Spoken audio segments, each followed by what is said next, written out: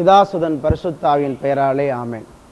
கிறிஸ்துவில் பிரியமானவர்களே, மீண்டுமாய் கிறிஸ்துவின் மறுரூபம் ஜெபக்குழு யூடியூப் சேனல் வழியாக உங்களை சந்திப்பதில் மிக்க மகிழ்ச்சி அடைகின்றோம். இந்த நாளிலும் நாம் ஒவ்வொரு நாளும் இறை வார்த்தையை தியானித்து கொண்டிருக்கிறோம். இப்பொழுதும் கிறிஸ்துவில் பிரியமானவர்களே, நாம் இறை வார்த்தையை தியானிக்க இருக்கிறோம். இதற்கு முன்பு நீங்கள் இந்த செய்தியை ஷேர் பண்ணுங்கள். இந்த சேனலை சப்ஸ்கிரைப் பண்ணாமல் இருந்திருந்தால் சப்ஸ்கிரைப் பண்ணுங்கள்.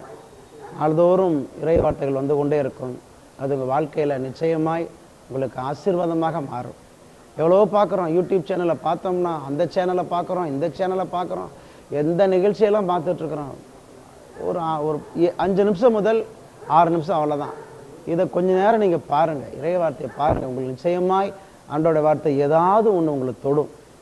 ஏன்னா கடவுளுடைய வார்த்தை ஒருபோதும் யார் பேசினாலும் சரி, அந்த கடவுளுடைய வார்த்தை நம்ம வாழ்க்கையில் ஒரு மாற்றத்தை கொண்டு வரும். அதனால் இதுக்குன்னு சொல்லி நேரத்தை ஒதுக்குங்க. கடவுள் நிச்சயமாக நம்மளை ஆசீர்வதிப்பார். நாம் இன்று என்ன தியானிக்க போகிறோம்னா, ஒளி, வெளிச்சம், பிரகாசம். யார் அது? ஆண்டவர் தான். பாருங்கள், யோவான் நற்செய்தி 8வது அதிகாரம் 12வது வார்த்தை, உலகின் ஒளி நானே. அவ்வளோதான். உலகத்திற்கு ஒளி இயேசு மட்டும்தான். அப்போ உலகத்திற்கு இருள் யார்? சாத்தான் தான் இருள். அவன் தான் இருள், வேற ஒன்றும் கிடையாது. இருள்னா என்ன? இருள் நம்ம ஆன்மாவை, பிரகாசமாக இருக்கிற ஆன்மாவை இருளாக மாற்றிடுவான்.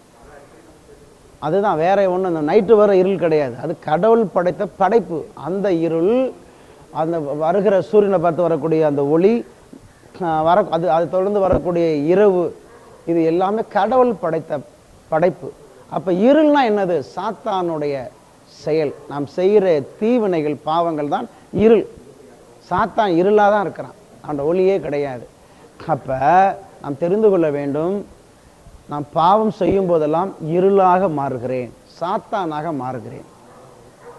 பரிசுத்தமாய் வாழும் போதெல்லாம் ஒளியாக மாறுகிறேன், கடவுள் சாயலாக மாறுகிறேன். அப்போ இந்த உலகத்திற்கு ஒளி யார்னா இயேசு கிறிஸ்து தான் ஒளி. அவர் தான் சொல்லுகிறார், உலகின் ஒளி நானே. சொல்லிட்டு அந்த யோவான் 8:12 வார்த்தையில் திரும்ப சொல்கிறார், என்னை பின்தொடர்பவர் இருளில் நடக்க மாட்டார், வாழ்வுக்கு வழிகாட்டும் ஒளியை கொண்டிருப்பார். அப்போ உலகிற்கு ஒளியாக இருக்கிற ஆண்டவரை வழிபடுகிற, பின்தொடர்கிற நாம் அவரை போல் ஒளியாகத்தான் இருக்கணும். அவரை வழிபட்டுக்கிட்டு, அவரை ஆராதிச்சுக்கிட்டு, அவர் பேரை சொல்லிக்கிட்டு பாவத்தில் விழுந்தோம்னா நான் இருளாக மாறிவிடுவேன். அப்புறம் நான் தடவிட்டு தான் தெரியணும், ஒன்றும் தெரியாது. ஆன்மா இருளாச்சுன்னா ஒன்றுமே பண்ண முடியாது, வாழ்க்கையில் பெரிய கஷ்டமாகிவிடும். என கிறிஸ்துக்கள் பிரியமானவர்களே, உலகிற்கு ஒளியாக இருக்கிற ஆண்டவரை வழிபடுகிற நாம் அவரை போலவே ஒளியாக மாற வேண்டும்.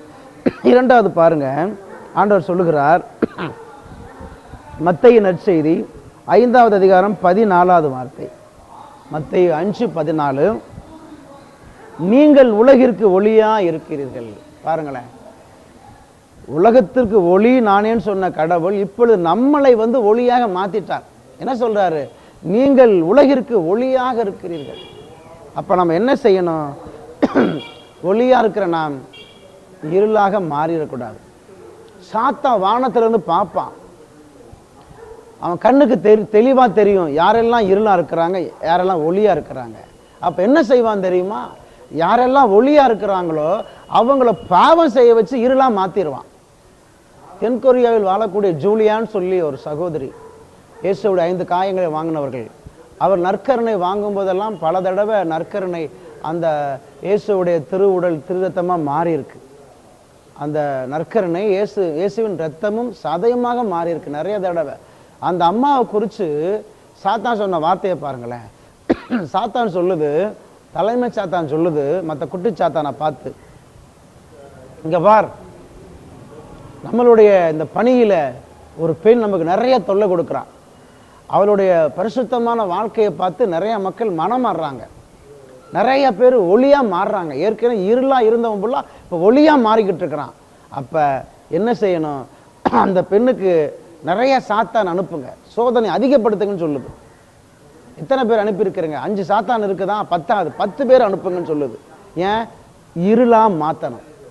இன்னைக்கு நமக்கு அப்படித்தான். சாத்தான் வானத்திலேருந்து பார்க்கும் பொழுது நம்ம ஒளியாக இருந்தோம்னா அவனுக்கு பிடிக்காது. காரணம், ஒளியாக இருக்கவே கூடாது சாத்தானுக்கு. ஆனால் ஆண்டவர் சொல்லுகிறார், நீங்கள் உலகிற்கு ஒளியாக இருக்கிறீர்கள். யாரும் விளக்கை ஏற்றி மரக்காலுக்குள் வைப்பதில்லை, மாறாக விளக்கு தண்டின் மீது வைப்பார்கள். அப்போதுதான் வீட்டில் அனைவருக்கும் அது ஒளி கொடுக்கும். அப்ப நம்மளுடைய ஒளி மனிதர் முன் ஒளிர வேண்டும். யாராவது நம்மளை பார்த்தாங்கன்னா, அப்பா உண்மையான கிறிஸ்தவன் இவன் தாப்பான்னு சொல்லணும்.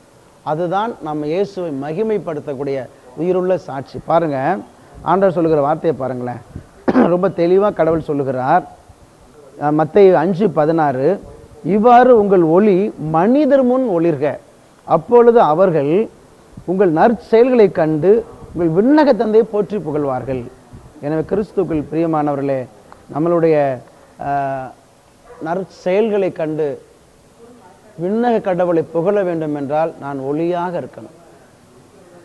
1 யோவான் 2வது அதிகாரத்தில் 9வது வார்த்தையை பார்த்தோம்னா, தம் சகோதரி வெறுப்போர் இருளில் தான் இருக்கிறார்கள்.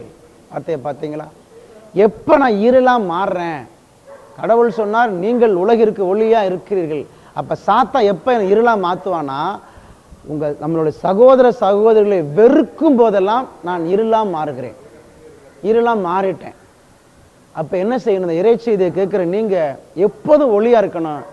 எல்லாட்டையும் சமாதானமாக இருங்க, யார்கிட்டையும் சண்டையை போட்டு நம்ம இருளாக மாறிடவே கூடாதுங்க. இருளாக மாறும் பொழுது என்ன ஆகும்னா, என் வாழ்க்கையில் ஆண்டவரை இழந்து விடுவேன். எனக்குள்ள சாத்தான் வந்து என்னை முழு இருளாக மாற்றிடுவான். அமாவாசை இரவு போல என் வாழ்க்கை இருளாக மாறிவிடும். எனவே ஒளியாகி ஆண்டவரை வழிபடுகிற நாம் அவரை போல் வாழ்நாள் முழுவதும் ஒளியாக இருப்போம். அப்பொழுது கடவுள் நம் மூலமாய் மாட்சிமை அடைவார். கண்களை மூடி நாம் ஜெபிப்போம். மகா பரிசுத்தரான ஆண்டவரே, நீங்கள் உலகிற்கு ஒளியா இருக்கிறீர்கள் என்று சொன்னீங்களே, இந்த இறை செய்தியை கேட்கிற ஒவ்வொரு பிள்ளைகளையும் ஒப்புக் கொடுக்கிறோம் அப்பா. அப்பா, இருளா இருக்கிற எங்களுக்கு இப்பொழுது தூய் ஆவியினால இருளின் வேர்களை வேரோடு பிடி எரிச்சிருங்கப்பா, ஒளியாக மாத்துங்கப்பா. அப்பா, எங்கள் ஒளியாக மாத்துங்க அப்பா. எங்களுடைய இந்த ஒளி மனிதர் முன் ஒளிரட்டும். எங்களை பார்க்கிற ஒவ்வொருவரும் உமது நாமத்தை மாட்சிமை அப்பா மகிமைப்படுத்தக்கூடியவர்களாக எங்களை மாத்துங்கப்பா. எங்களை பார்க்கிற ஒவ்வொருவரும் எங்கள் மூலமாக உண்மை காணும்படியாக செய்யுங்கப்பா. எங்களை பார்க்கிற ஒவ்வொருவரும் இவருக்குள் இயேசு இருக்கிறார் என்று உணர்ந்து கொள்ளும்படியாய் எங்களை ஒளியாக மாத்துங்க. இப்பொழுது நான் இயேசுவே உங்கள் நாமத்தினால எங்களுக்குள்ள கிடக்கிற அனைத்து இருள்களும் மாறி போகட்டும். இருளின் வேர்களை நீர்தாம் எரித்து சம்பளாக்கி போடுங்க. உலகிற்கு ஒளி நானேன்னு சொன்ன ஆண்டவரே, இந்த இறை செய்தியை கேட்கிற ஒவ்வொரு பிள்ளைகளையும் ஒளியாக மாற்றும் ஆசீர்வாதத்தை தாரும்.